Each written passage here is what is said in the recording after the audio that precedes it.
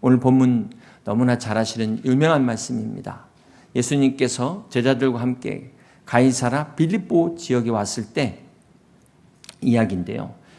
오늘 마태복음 16장에서 예수님께서 처음으로 교회라는 단어를 사용하십니다. 자, 오늘 본문의 배경을 우리가 함께 살펴보면 가이사라 빌립보는 예루살렘 북쪽 120km 떨어진 팔레스타인의 북단 지역입니다. 레바논 산기슭 요단강 발원지 근처에서 바로 있는 아름다운 전원 도시입니다. 가이사라는 황제의 도시라는 뜻으로 이 당시 분봉왕 빌립이 로마 황제에게 충성을 보여주기 위해서 이름을 가이사라 빌립보다 이렇게 지었습니다. 종교적으로는 이것이 바알 숭배의 중심지였습니다. 또한 로마 황제를 섬기는 신전이 있다 보니까 각양각색의 종교가 혼합되어 있는 한마디로 우상 숭배의 중심지였습니다. 또한 이때가 시기적으로는 주님이 십자가를 지시기 한 달 전입니다. 대략 한 달 전. 그리고 주님의 3년간의 이 공생애의 마지막 사역을 정리하는 시점에 주님께서 제자들에게 질문하신 겁니다. 그러니까 한 해로 말하면은 이 기마일 시험이 되는 거고 종합평가가 되는 것입니다. 자, 이때 예수님께서 13절에 무엇을 물으셨을까요? 예수께서 빌립보 가이사라 지방에 이르러 제자들에게 이르시되 사람들이 인자를 누구라 하느냐. 여기 인자라는 것은 사람의 아들이라는 뜻이죠. 예수님의 신성뿐만 아니라 인성, 사람 되심을 사람으로 오신 하나님, 인성을 강조하는 이야기입니다. 이 당시 예수님의 기적과 능력을 보고 많은 사람이 예수님이 메시아다 그러면서도 그것을 인정하지 않는 이 종교 지도자들, 이렇게 의견이 분분할 때 주님은 너희는 나를 누구라 하느냐 이렇게 질문하고 계신 것입니다. 오늘 본문의 제목이 너희는 나를 누구라 하느냐. 이 질문은 오늘 현대사회 돈이 우상이 되고 권력이 우상이 되고 명예와 쾌락이 우상이 된 이 우상이 하나님의 자리를 차지하고 있는 이 시대에 살아가고 있는 우리 그리스도인들에게도 동일한 질문으로 가장 본질적인 중요한 질문이기도 합니다. 오늘 예수님은 예수님의 이 질문에 대해서 제자들은 저마다 더러는 침례 요한이라 하나이다. 더러는 엘리야, 또 어떤 사람은 에레미야, 선지자 중에 하나라고 합니다. 이렇게 대답을 했음에도 불구하고 주님은 만족하지 않으시고 그러면 너희는 나를 누구라 하느냐 질문하신 것입니다. 자, 여기서 주님의 관심은 세상 사람들이 아니라 주님의 제자들에게 관심이 있다는 것을 우리가 알 수 있습니다. 그렇습니다. 살아계신 주님은 지금 저 밖에 있는 세상 사람들에게 관심이 있는 것이 아니라 오늘 이 안에서 예배드리고 있는 여러분 한 사람 한 사람에게 관심이 있음을 기억하시기를 바랍니다. 오늘 여러분이 예수님에 대해서 어떻게 생각하고 있는지 어떻게 믿고 있는지를 주님이 궁금해하시고 주님은 이미 다 아시지만 오늘 이 질문의 의미는 바로 우리가 주님을 어떻게 생각하느냐 여기에 있습니다. 세상 사람들은 예수님을 4대 성인 가운데 하나로 생각하는 사람도 있고 또 위대한 인물이다 이렇게 생각하는 사람들이 있습니다. 그런데 오늘 너희는 나를 누구라 하느냐 이 질문은 바로 다른 사람이 아닌 나의 고백을 통해서 주님이 듣기를 원하신다는 것을 우리는 잊지 말아야 될 것입니다. 오늘 본문은 베드로가 수제자로서의 면모를 보여주고 있는데요. 우리 마태복음 16장 16절 같이 한번 보시겠습니다. 시몬 베드로가 대답하여 이르되 주는 그리스도시요 살아계신 하나님의 아들이시니이다. 주는 그리스도시요 살아계신 하나님의 아들이십니다. 이 베드로의 고백에 그리스도 첫자를 따서 만든 단어가 익투스, 물고기라는 뜻이 되죠. 우리 기독교가 핍박을 받던 카타콤 시절에 기독교인들만의 그 상징하고 암호가 바로 익투스입니다.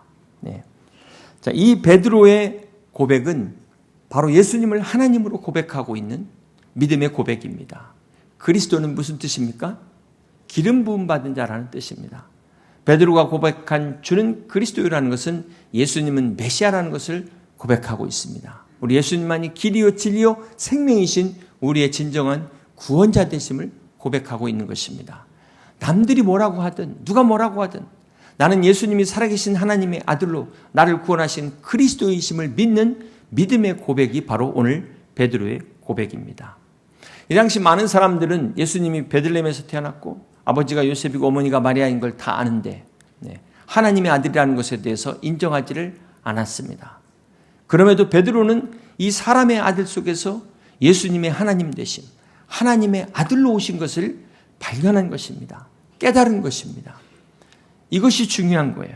이 베드로의 고백을 들으신 주님께서 뭐라고 말씀하십니까? 마태복음 16장 17절입니다. 예수께서 대답하여 이르시되 바요나 시모나 내가 복이 있도다. 이를 내게 알가니는 혈육이 아니요 하늘에 계신 내 아버지시니라. 베드로의 믿음의 고백을 들으신 주님께서 베드로를 칭찬하십니다. 그러면서 바요나 시몬, 바가 아람어로 아들이라는 뜻이죠. 요나의 아들 시모나 이렇게 말씀하고 있어요. 예수님께서 여기서 대조법을 사용하시는데요. 마태복음 16장 앞부분에 보시면 4절입니다. 악하고 음란한 세대가 표적을 구하나 요나의 표적밖에는 보여줄 표적이 없느니라 말씀하세요. 바리새인과 사두개인들이 하늘의 기적을, 표적을 요구하니까 요나의 표적밖에 보여줄 것이 없다고 말씀하셨는데 뒷부분에 가서 베드로에게 이 요나의 아들 시몬이라고 하면서 대조를 이루는 것입니다. 이 당시 종교 지도자들은 엘리트들입니다. 많은 학식과 지식을 갖고 있었지만 그들은 주님이 하나님이신 것을 깨닫지를 못했어요. 그러나 어부 출신, 그들이 볼 때는 정말 무식한 베드로는 이것을 깨달았습니다. 그렇습니다. 여러분, 예수님이 하나님 되심을, 그리스도이심을 똑똑하다고 깨닫는 게 아니에요. 공부 많이 했다고 깨닫는 것이 아닙니다. 주님께서 베드로에게 이를 내게 알게 한 이는 혈육이 아니요 하늘에 계신 내 아버지시니라고 말씀하셨습니다. 참된 신앙은 인간의 지식이나 지혜가 아닌 오직 성령의 감동으로 주시는 하나님의 은혜로 깨닫는 것입니다. 마태복음 16장 18절에 보시면 또 내가 내게 이르노니 너는 베드로라.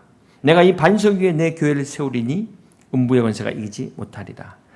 지난번에도 말씀드렸지만 이 본문의 해석을 놓고 우리 개신교와 가톨릭 간에 차이가 있습니다. 이 가톨릭 교회에서는 나는 베드로라, 너는 베드로라. 내가 이 반석 위에 내 교회를 세우리니 이 반석을 그 앞에 베드로로 해석을 하고 있어요. 그래서 베드로를 초대 교황으로 보고 지금도 그 뒤를 267대 레오 14세가 이어가고 있는 것입니다. 그런데 여러분 이 베드로의 원어인 페트로스는 남성형 명사입니다. 돌이라는 뜻인데 뒤에 나오는 반석은 페트라 여성형 명사로 반석이에요. 그리고 또 보석이라는 의미를 갖고 있습니다. 그러니까 베드로와 뒤에 반석은 서로 다른 단어라는 거예요.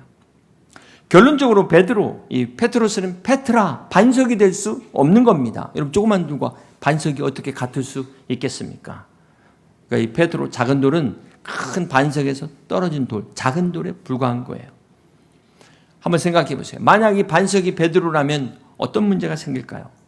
바로 이 사건 다음에 주님께서 예루살렘에 올라가 대제사장 장로들의 고난을 받고 십자가에서 죽으실 것을 말씀하시는데 이때 베드로가 뭐라고 말합니까? 22절입니다. 베드로가 예수를 붙들고 항변하여 이르되 주여 그리 마옵소서 이 일이 결코 주께 미치지 아니하리이다. 예수께서 돌이키시며 베드로에게 이르시되 사탄아 내 뒤로 물러가라 너는 나를 넘어지게 하는 자로다. 조금 전까지만 해도 칭찬하시더니만 곧바로 사탄아 물러가라. 네, 여러분 이렇게 상황에 따라 돌변하는 엎어지고 뒤집어지는 인간은 결코 반석이 될 수 없습니다. 사랑하는 성도 여러분, 베드로는 연약한 인간입니다. 우리처럼 언제든지 실수하고 넘어질 수 있는 인간입니다. 주님이 십자가에 달리시기 직전이죠. 잡혀가시던 그날 밤 베드로는 주님을 3번이나 부인했습니다. 이 베드로가 반석이 된다면 이 얼마나 부실하겠어요. 이 기초가 얼마나 위험하겠습니까? 베드로의 원래 이름 시몬은 갈대라는 뜻이에요. 갈대. 라돈나의 모빌레.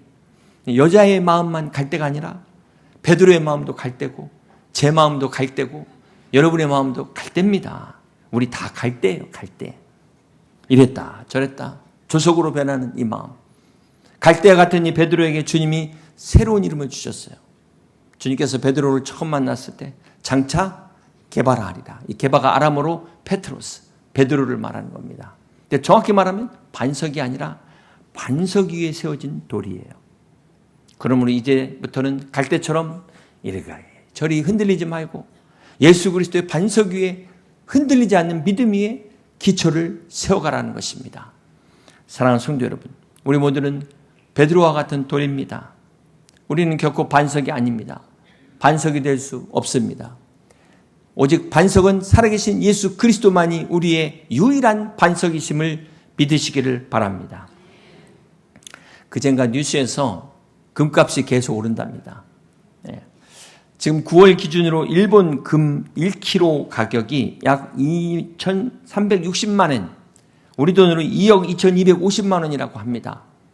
일본에서는 금 1kg가 집 한 채 값이래요. 여러분, 이 금이 처음에는 어디에서 있죠? 돌에서 금을 캐잖아요. 그런데 이 금광석 1톤에 금 5g만 있으면 이게 경제적 가치가 있는 금광으로 평가를 받는답니다. 1톤에 5g. 그럼 몇 프로가 될까요? 0.06%만 금이 있어도 가치 있는 금광석으로 평가를 받는 것입니다. 0.06% 가지고. 그렇다면 오늘 우리 안에 주님이 계시는데 여러분 믿으십니까? 예수 그리스도를 믿는 자들의 주님이 함께 하시는데 우리가 얼마나 보배롭고 존귀한 왕 같은 제사장이겠습니까?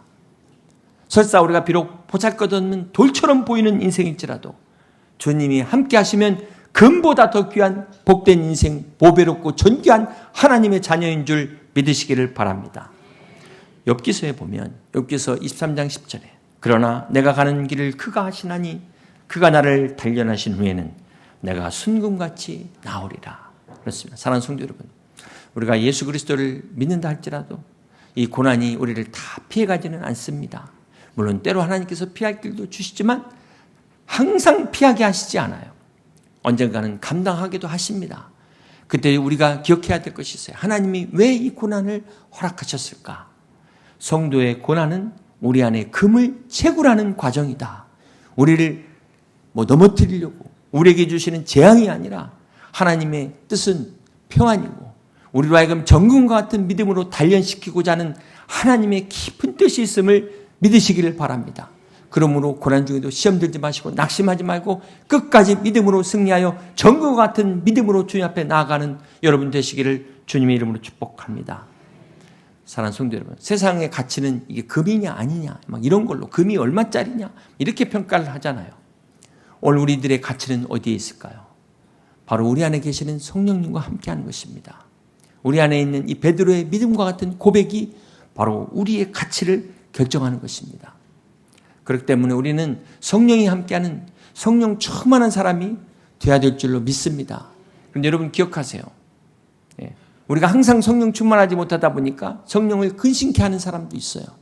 그러나 성령을 근심케 하는 사람도 성령님이 함께하는 사람인 줄 믿으시기를 바랍니다. 성령님이 함께하니까 근심하는 거죠. 바라기는 우리가 매일같이 성령님을 근심케 하는 우리가 되지 마시고 여러분 되지 마시고 성령님을 기쁘시게 하는 저와 여러분 다 될 수 있기를 주님의 이름으로 축복합니다. 교회는 어느 누구도 아닌 예수 그리스도를 주님으로 살아계신 하나님의 아들로 고백하는 믿음 위에 세워지는 것이 교회입니다. 교회의 기초는 바로 이 순수한 믿음에 있음을 우리는 잊지 말아야 될 것입니다. 베드로의 이 믿음의 고백 위에 예루살렘의 교회가 세워졌고 수가상 여인의 그 믿음의 고백 위에 사마리아 교회가 세워졌고 루디아의 믿음 위에 빌립보 교회가 세워졌고 아멘할 때까지 여러분의 믿음 위에 우리 여의도 침례교회가 세워진 줄로 믿습니다. 바라기는 우리 믿음 위에 우리 교회가 계속해서 아름답게 세워져 나갈 수 있기를 주님의 이름으로 축복합니다. 사랑하는 성도 여러분, 이 모든 것에서 기초가 얼마나 중요합니까? 공부뿐만 아니라 건강도 그렇고 우리 인생도 마찬가지입니다. 기초가 부실하면 삼풍백화점, 기억나십니까? 성수대교처럼 붕괴가 될 수 있습니다. 우리의 신앙도 마찬가지입니다. 기초가 부족하면은 좌절하고 낙심하게 나가는 순간 시험에 들어가지고 쓰러지고 넘어질 수밖에 없습니다. 마태복음 7장에 우리 주님께서 모래 위에 집을 지은 사람과 반석 위에 집을 지은 사람을 비교하면서 비유로 말씀하십니다. 그런데 이 비유가 믿는 사람과 믿지 않는 사람의 비유가 아니에요. 우리 마태복음 7장 24절을 보시면 그러므로 누구든지 나의 이 말을 듣고 행하는 자는 그 집을 반석 위에 지은 지혜로운 사람 같으니. 그러니까 이 비유의 두 가지, 말씀을 듣고 행하는 자는 반석 위에 지은 지혜로운 자고, 말씀을 듣고 행하지 않은 자는 모래 위에 지은 어리석은 자다. 이게 다 믿는 자들을 대상으로 하는 비유라는 것입니다. 오늘 이 안에 두 종류의 사람이 있어요. 다 똑같이 말씀을 들었습니다. 그런데 듣고 행하는 사람, 이 사람은 지혜로운 반석 위에 집을 지은 사람이고, 오늘 듣고 그냥 가서 아무것도 하지 않으면 여러분 모래 위에 집을 지은 자와 같다는 말씀입니다. 마태복음 7장 21절에 계속해서 나도 주여 주여 하는 자마다 다 천국에 들어갈 것이 아니오. 다만 하늘에 계신 내 아버지의 뜻대로 행하는 자야 들어가다. 행함을 강조하고 있는 거예요. 행함을. 이런 행함의 맥락 속에서 반석과 모래의 비유를 말씀하고 있다는 것입니다. 그렇기 때문에 말씀을 듣기만 하면 어떻게 돼요? 그게 모래 위에 세운 거예요. 그게 모래 위에 세운 거예요. 말씀을 듣고 행해야만 반석 위에 세우는 믿음이 되는 줄 믿으시기를 바랍니다.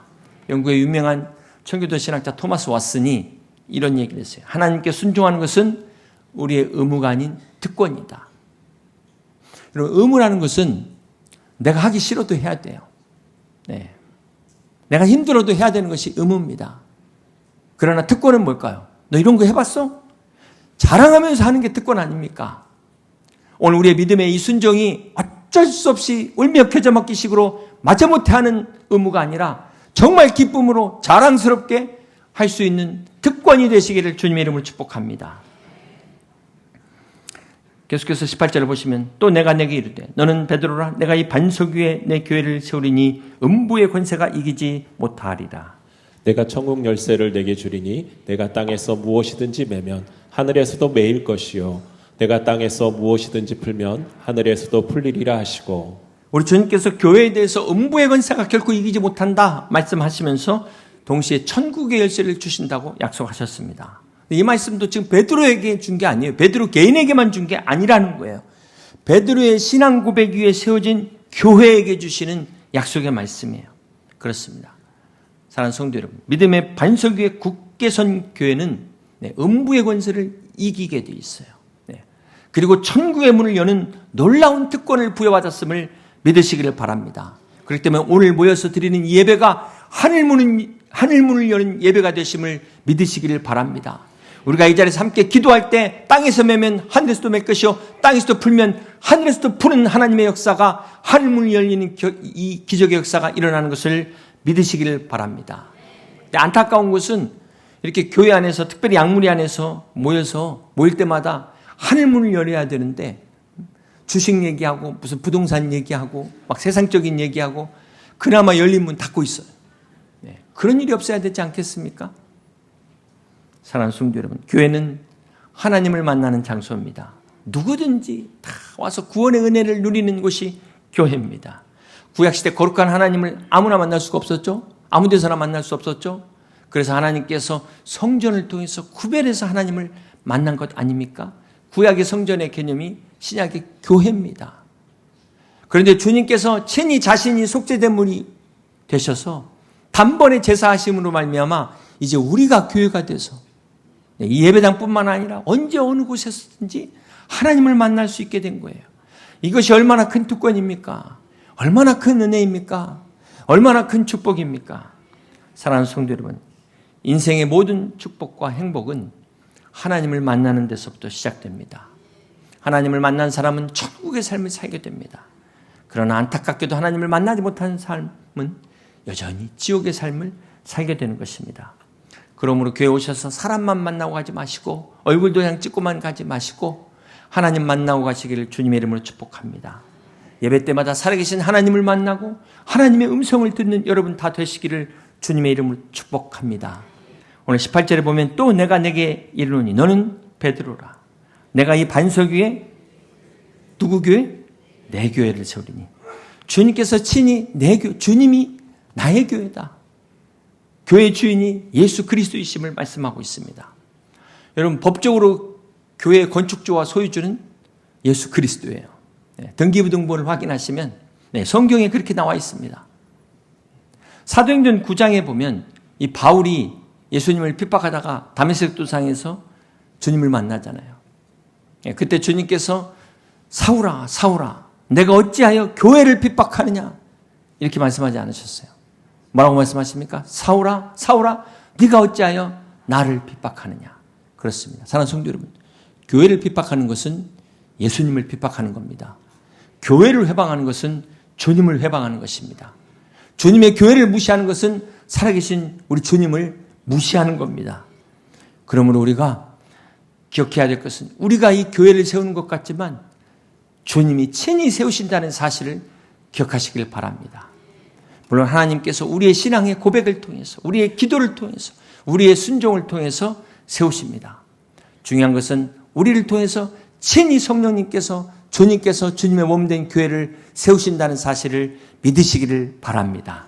이러한 교회에 믿음으로 순종하고 함께하는 우리 성도들에게 주님의 놀라운 은혜와 축복이 함께 하시기를 주님의 이름으로 간절히 축원합니다. 이제 말씀을 정리합니다. 사랑하는 성도 여러분, 진정한 교회는 예수님이 주인된 교회입니다. 교회는 천국의 열쇠를 가지고 이 영혼 구원의 사명을 감당하는 하나님의 거룩한 집입니다. 유명한 종교개혁자 존 칼빈은 교회를 어머니로 모시지 않은 사람은 하나님을 아버지로 모실 수 없다라는 말을 했습니다. 그렇습니다. 하나님을 사랑하는 사람은 반드시 교회를 사랑하지 않을 수 없다는 것입니다. 성 오거스틴은 교회를 은혜의 보고라고 이야기했습니다. 이 교회라는 보배로운 창고를 통해서 우리가 하나님의 은혜를 받고 누리고 나누게 되는 것입니다. 사랑하는 성도 여러분, 성경의 그 많은 인물 중에 다윗이 하나님 마음에 합한 비결이 무엇일까요? 다윗이 하나님을 기쁘시게 하는 그러한 삶을 살 수 있었던 비결이 무엇이었을까요? 시편 27편 4절을 보시면 다윗이 내가 여호와께 바라는 한 가지 일, 그것을 구하리니 곧 내가 내 평생에 여호와의 집에 살면서 여호와의 아름다움을 바라보며 그의 성전에서 사모하는 그것이라. 오늘 시편 27편의 다윗의 소원은 성전에 거하는 하나님의 집에 대한 간절한 사모함이 그의 소원이었습니다. 시편 69편 9절에 보면 다윗이 이렇게 이야기해요. 주의 집을 위하는 열성이 나를 삼켰다. 다윗의 이 성전 사랑이 단순한 어떤 희망이 아니라 이 열정이 나를 삼킬 정도로 이 열망, 열성, 이 다윗의 뜨거운 마음이 여러분 느껴지십니까? 또 성전을 사랑하는 다윗의 마음이 시편 84편 10절에 나옵니다. 함께 있습니다. 주의 궁정에서의 한 날이 다른 곳에서의 첫날보다 나은즉 악인의 장막에 사는 것보다 내 하나님의 성전 문지기로 있는 것이 좋사오니. 다윗의 성전 사랑은 자기 왕궁보다, 자기 집보다, 자기 안방보다 하나님의 성전의 문지기가 더 좋다고 이렇게 고백할 정도로 그가 하나님의 전을, 하나님의 집을 사랑했어요. 이것이 다윗의 종교 행위가 아닌 하나님을 사랑하는 그의 믿음의 본질이었습니다. 사랑하는 성도 여러분, 구약의 성전은 하나님의 임재를 상징하는 것입니다. 이것은 하나님을 그렇게 사랑하고 사모하는 거예요. 이것이 바로 하나님께서 다윗을 특별히 사랑하신 하나님 마음에 합한 자로 여기신 다윗의 축복의 비결이었습니다. 그러므로 오늘 우리도 다윗과 같이 하나님의 전을, 하나님의 집을 귀하게 여기고 사랑할 수 있는 저와 여러분 되시기를 주님의 이름으로 축복합니다. 사랑하는 성도 여러분, 교회는 죄인들이 하나님을 만나는 곳입니다.